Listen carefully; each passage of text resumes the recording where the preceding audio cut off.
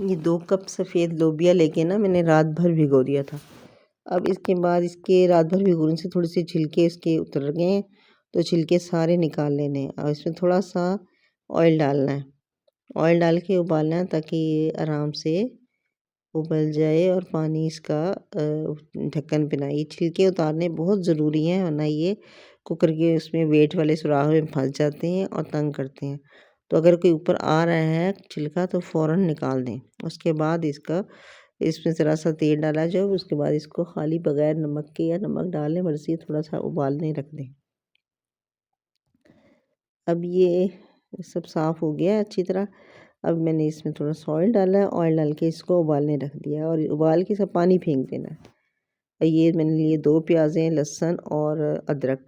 ये जो लहसुन है इसमें ज़्यादा डलता है, पहले प्याज इतनी लेके ब्राउन कर लिया, जब ब्राउन हो जाए तो इसमें मैंने डाला है नमक 1 चमची भर के, 1.5 चमची बल्कि भर के डाला है और आधी चमची मिर्चें ली हैं, हल्दी ली है और सवा डेढ़ के करीब मैंने लेनी है लाल मिर्च पाउडर।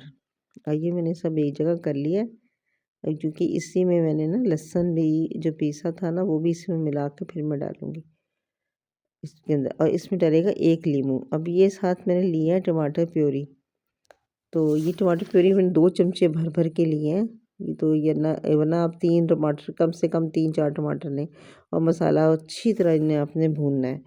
बहुत अच्छी तरह मसाला भुन जाएगा तो उसके बाद ये जो हमने निचोड़ा था लोबिया ये डालना है। लोबिया बिल्कुल पानी फेंक देना, इसका पानी से ना जायका ख़राब हो जाता है, तो पानी नहीं रखना इसका। ये गला हुआ लोबिया है। अब ये बस मसाला भुन गया, अब इसमें ये लोबिया डाल के थोड़ा-सा भूनना है। पानी तो इसमें है नहीं तो इसकी थोड़ी-सी भुनाई करनी है।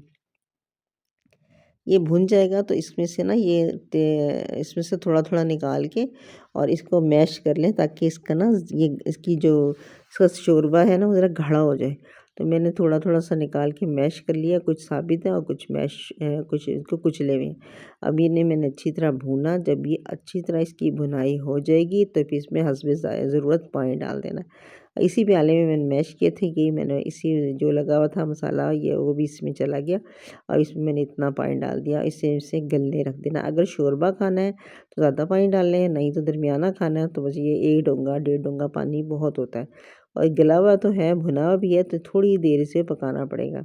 इतना कि जो हमने मैश किया था वो निकल आए। अब इसमें आधी चमची मैंने गरम मसाला डाला है और 1 नींबू का रस भी मैंने पहले डाला था और ये मैंने इसमें डाली है काली मिर्चें पीस के। अब ये काली मिर्चें ना आपकी अपनी मर्ज़ी है डालें या ना डालें, लेकिन इसमें इसका टेस्ट अच्छा लगता है।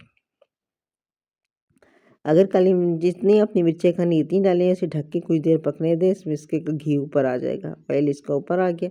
अब ये इसका रंग भी बदल गया। अब ये बिल्कुल जो है ना लोबिया, सफ़ेद लोबिया हमारा तैयार है।